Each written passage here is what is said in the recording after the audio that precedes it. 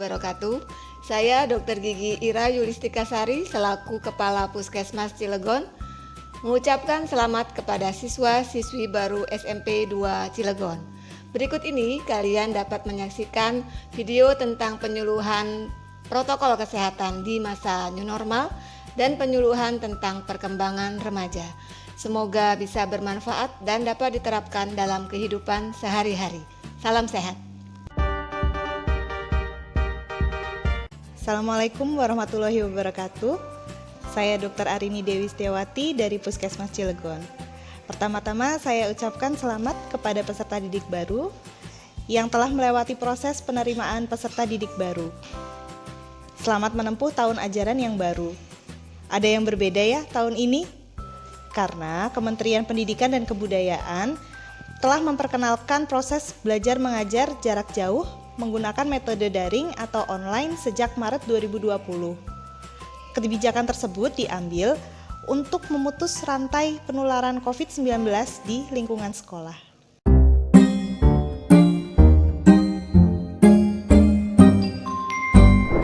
Virus corona itu apa sih?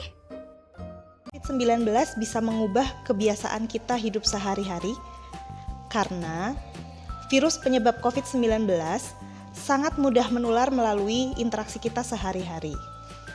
Virus penyebab COVID-19 ditularkan melalui droplet atau percikan pernafasan yang keluar saat kita bicara, bersin, atau batuk. Droplet ini akan menempel pada barang-barang yang biasa kita pegang, seperti pegangan pintu, kemudian uang, atau bahkan permukaan meja. Sayangnya, pasien yang terkena COVID-19 kadang tidak menunjukkan gejala sama sekali, sehingga penularannya sering tidak terdeteksi. Padahal, efek dari COVID-19 ini bisa mulai dari ringan, menunjukkan seperti batuk atau nyeri tenggorokan biasa, sampai sesak nafas hingga menyebabkan kematian. Berusaha menghindari virus corona. Virus corona adalah virus yang baru ditemukan. Dalam bahasa Latin, corona artinya mahkota. Begitu virus corona masuk ke paru-paru, dia mulai merusak tubuh kita. Kita jadi sakit, demam, bersin, batuk-batuk. Ketika batuk, percikan ludah ikut keluar dari mulut kita. Virus corona dengan menumpangi percikan ludah kita masuk ke tubuh orang lain, kemudian menuju paru-parunya. Meskipun tidak semua orang jadi sakit, tapi virus corona dapat menempel pada siapapun. Karena virus ada di mana-mana. Di rak buku, di taman bermain, di mainan, bahkan di lift yang kelihatan bersih dan mengkilap. Kalau ada orang yang mencet tombol, kemudian dia menyentuh mulutnya, virus corona bisa langsung masuk. Virus corona itu licik banget. Tapi aku tahu caranya biar terhindar. 1. Patuhi peraturan pemerintah.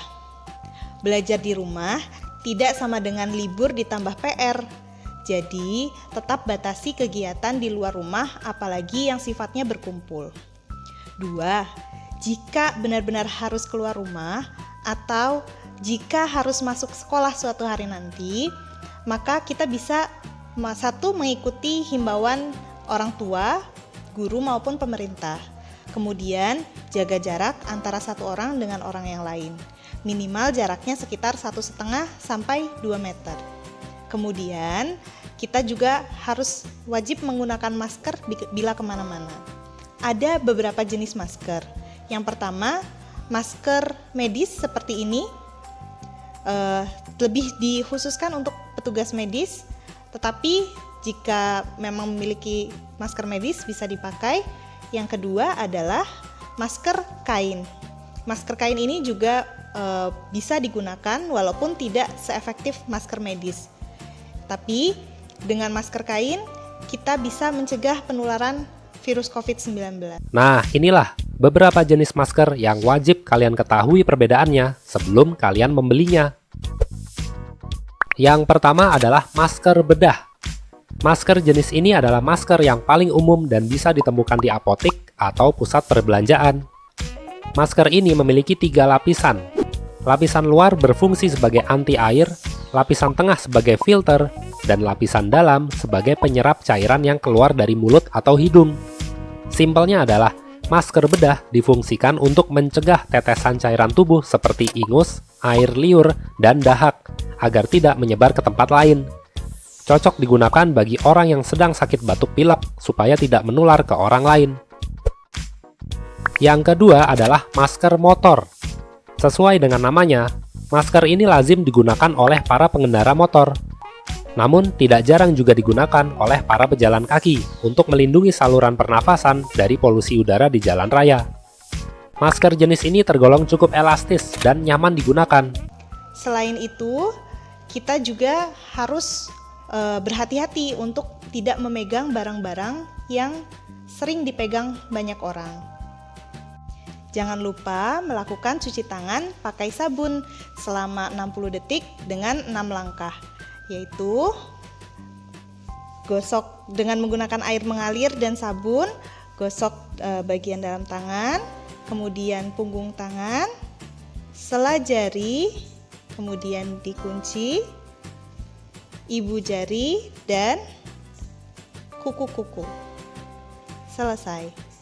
Kemudian selain yang tadi sudah dihimbaukan, kita juga harus tetap menjaga kesehatan tubuh kita dengan makan makanan bergizi seperti buah dan sayur. Dengan melaksanakan himbauan-himbauan tersebut, kita bisa menjaga kesehatan diri kita, keluarga kita, guru kita, orang lain dari virus COVID-19 ini. Tetap sehat, tetap semangat, salam sehat.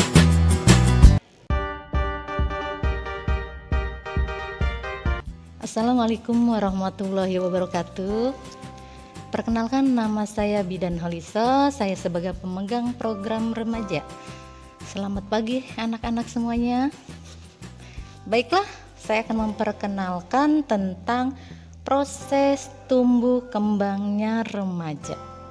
Mungkin adik-adik semua ada yang tahu usia remaja itu berapa? Usia remaja adalah batasan usia 10 sampai dengan 19 tahun. Apa sih ciri-ciri remaja di sini? Ciri-ciri remaja yaitu yang pertama adalah adanya perubahan fisik. Kemudian yang kedua, adanya perubahan psikis. Apa sih yang dikatakan dengan perubahan fisik di sini? Biasanya itu akan terjadi dengan perkembangan tentang tanda sekunder.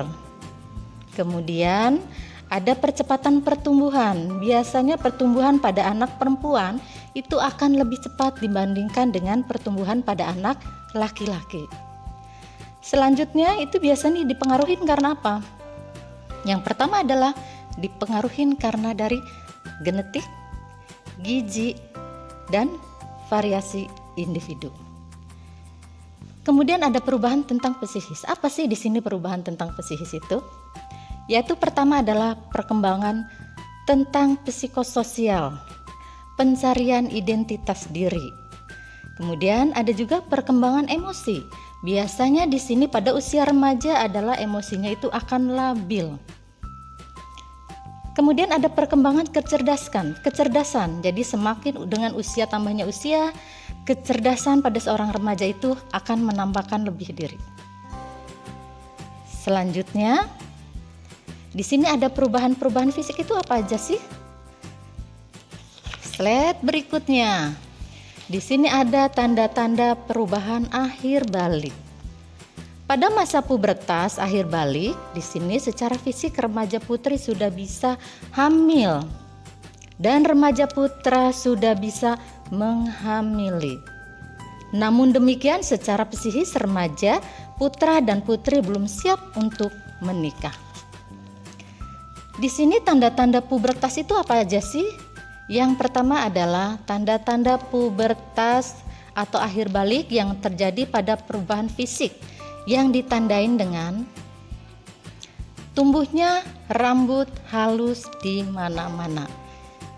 Kemudian pada remaja putri biasanya perubahan fisiknya itu payudara akan membesar, kemudian pinggulnya akan melebar, kemudian mengalami haid dan atau menstruasi.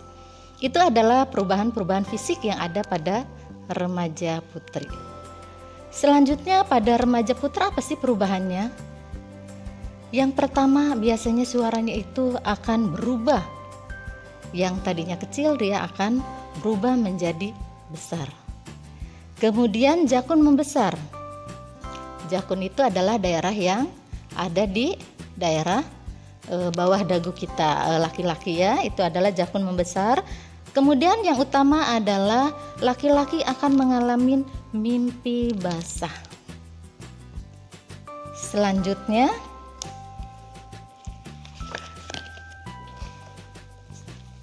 alat reproduksi perempuan dan laki-laki. Di sini ada alat reproduksi laki-laki. Remaja perlu menjaga alat kelamin agar tetap sehat. Bagaimana sih caranya? Mari kita ulas. Di sini alat reproduksi laki-laki terdiri dari penis, kemudian testis. Testis itu adalah memproduksi spermatozoa.